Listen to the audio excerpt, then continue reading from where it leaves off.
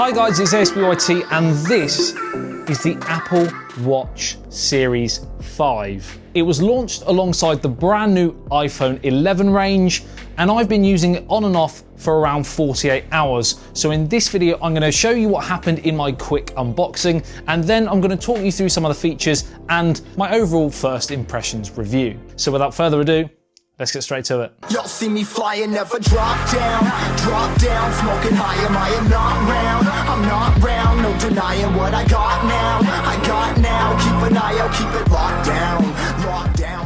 Right, so pretty much now every year we get, alongside the brand new iPhones, we get the new Apple Watch. And the Apple Watch Series 4 last year was incredibly popular. There was lots of great new features. So obviously a lot of people were pumped for the brand new Series 5. So let's see whether it's lived up to the expectations. Right, so we are greeted with the very minimalistic, classic kind of Apple packaging. The Apple Watch face on the front and then a few bits of text, etc. elsewhere. And we're greeted with, firstly, these straps, and there are two different size options. So depending on whether you've got large or small wrists, you can choose here. I've actually gone with the smaller one, and I'm exactly halfway through the holes on the strap, so it's a good fit. Also inside the box, you have the classic Apple stickers, the manuals, and you also have the watch face, which we'll set to one side and touch on the final thing inside the box, which is of course the charger. And if you wanted to charge your watch, you simply plonk the watch onto the magnetic circle and obviously plug it in and it will charge. Now all smartwatches tend to have this kind of charger and it's a little bit of a shame for me. I would love to see a smartwatch that charges with Type-C, for example. And the fact that the other end of the charger is a USB Type-A is again a little bit disappointing, because of course if you do have the iPhone 11 Pro, for example, which charges via USB Type-C to Lightning, of course the plug has a Type-C port. If this charging cable had a Type-C end as well,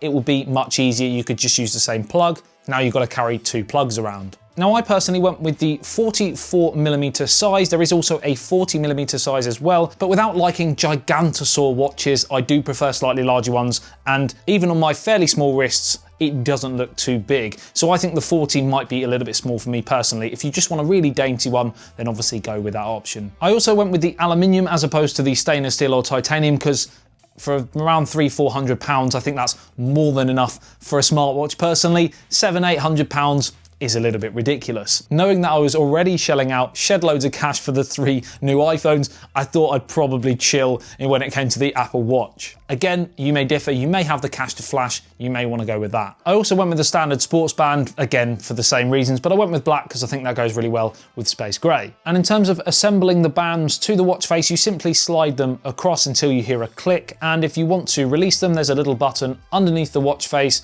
and you press that in and then slide them out again. So a matte finish pretty much across the board other than the actual display. So talking of that display, as I stated, we have two different sizes, and that is the same as the Series 4 from last year. And we also have the exact same resolution. So on the 40mm model, we have 324 by 394, and on the 44mm model, we have 368 by 448. We also have the same OLED Retina display with Force Touch.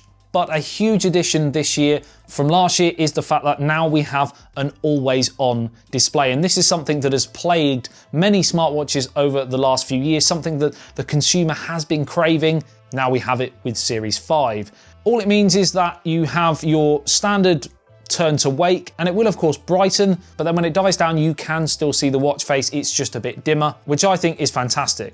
For this one reason alone, I'm sure there'll be a lot of people that are wanting to upgrade. Also, in terms of that tilt to wake, it works flawlessly. I've used sort of many Android smartwatches in the past, and that has been a feature that has let down a lot of different models. Now, you'll notice this always on display function more if you've got your normal watch face set to a colored one or a white one, because obviously when it changes, it will go to the black always on display. If you have a black one installed, then it will be far less noticeable, and actually I prefer that because it just makes it look like the screen is dimming a little bit. You can turn this always on display function off if you want to conserve battery, for example, but I would personally always leave it on. Always leave it on, always on display. No? But the function is there if you want to. And also in terms of looking aesthetically pleasing, if you've got an app loaded or a notification loaded and then the display goes to sleep, it'll sort of fade into the background and blur out and looks really nice, and you'll just get sort of the digital clock pop up as well. Finishing the specs before we do a quick walkthrough of the watch, the features and how I've got on with it. So we've got 32 gigabytes of storage, up from the 16 we saw on Series 4. Bluetooth 5.0, ambient light sensor, heart rate sensor, GPS, compass. It's water resistant up to 50 meters. And according to Apple, the battery life is around 18 hours. And while I can't say I've quite got that much, it certainly gets me through the day when I'm out. And then overnight, I will then put it on charge. And considering it has that always on display, again, I'm pretty impressed with that. And the charge time is around 2 hours to fully charge, which isn't amazing, but it's certainly competitive. It's never going to be the same battery life as, say, the Xiaomi Amazfit GTR, which has got like a 40-day battery. But of course, we certainly have more features on this and much more integration if you're an iPhone user, and the price tag to boot as well. The watch runs on the new Apple S5 chip. It's a 64-bit dual-core S5 processor, and it's apparently up to 2 times faster than Series 3. It runs with watch OS 6, and on the whole, it's a really, really nice interface to use.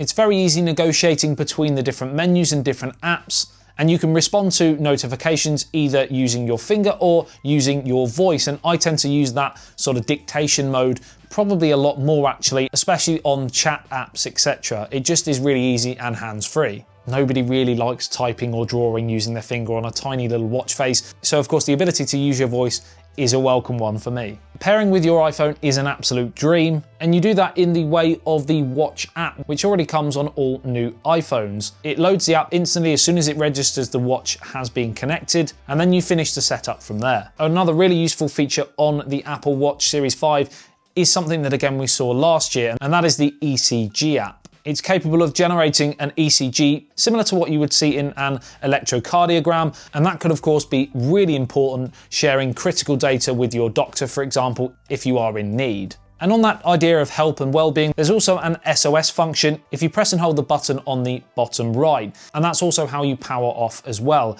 If you press it once, it goes through to your recent apps that you have been scrolling through. And if you double tap it, it goes through to your pay facility as well. So you can pay for things with Apple Pay like you would on an iPhone again. You've got the dial above it, and if you press it once, it goes through to all of your different apps where you can go through and change settings and obviously dive into those apps. And you also can zoom in and out using the dial as well. And if you press and hold, it goes through to Siri. Now, I found that to be a little bit irritating at times if you're moving your hand around. And as an example, if you do that, not sure why you would, if it's in that position for a long time, you're gonna enable Siri. So it's a little bit annoying, you have to cancel it every now and again, it's not the end of the world. If you swipe down from the top, that's where your notifications are, and then you can either leave them there or dismiss them. If you swipe up from the bottom, and you've got things like Wi-Fi, find your phone, your battery percentage, do not disturb as well, which is really handy at night time, things like torch, aeroplane mode, etc. If you swipe left and right, you can choose between different watch faces, but you can also do that on the Watch app. It's a really useful app, and you can go through and select from multiple different watch faces, and of course you can download more as well. You can change settings for notifications, app layout, brightness, text size, accessibility, Siri, sound and haptics, passcodes, etc. And you can also sort out things like audiobooks and your activities. And you've also got your app store on the bottom right as well. In the last couple of days, I found it very, very comfortable to wear. I don't kind of feel like I'm necessarily wearing anything. That's in terms of the watch. I'm obviously been wearing clothes.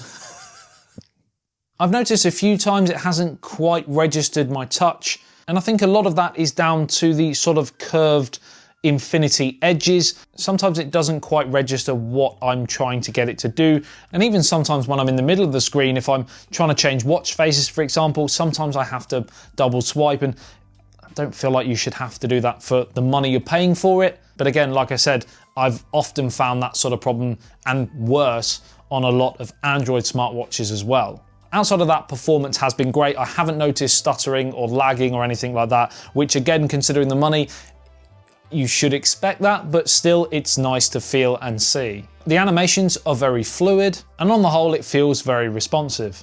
So overall, in the 48 hours that I've had since the unboxing, I've really enjoyed using it, especially in conjunction, of course, with the iPhone 11 Pro. Is it a game changer in this sort of area in the industry? I don't really think it is. I think the Series 4 was quite a big jump from the Series 3, and the Series 5 has just kind of fine-tuned it a little bit. It feels like an S version, if that were the case in watches as well. If you have a Series 3, would I upgrade to the Series 5? If you have the money, I would say yes, I think it is quite a big jump. If you have the Series 4, I'd probably say unless the always-on display is a huge feature for you, then I would skip it personally and wait for next year's Series 6, if of course they make one. I'm sure they will. If you're an iPhone user, you're in the ecosystem, you've got £400+ to spend, and you want a new smartwatch, fill your boots. It's a decent product. If your money's tight, if you have the Series 4, if you're an Android user, I'd skip it. I'm not sure I understand. 3, would I upgrade to the Series 5 if you... basically, all of the last paragraph that I just said has gone into Siri. Stop it. And that's my experience in the 2 days that I've been using it. Let me know if you've got one, what you think the best features are, and have you enjoyed using it, and do you think it's worth the money? If you enjoyed the video and found it helpful, it would be absolutely magical if you could drop a like down below, and subscribe as well if you're new to the channel and want to be notified every time I post a video. I do pretty much daily breaking tech news, unboxings and reviews. I'll love you and leave you. I'll see you in the next one. Today's ASBYT. Peace out. Drop down, smoking high, I am not round. I'm not round, no denying what I got now. Keep an eye out, keep it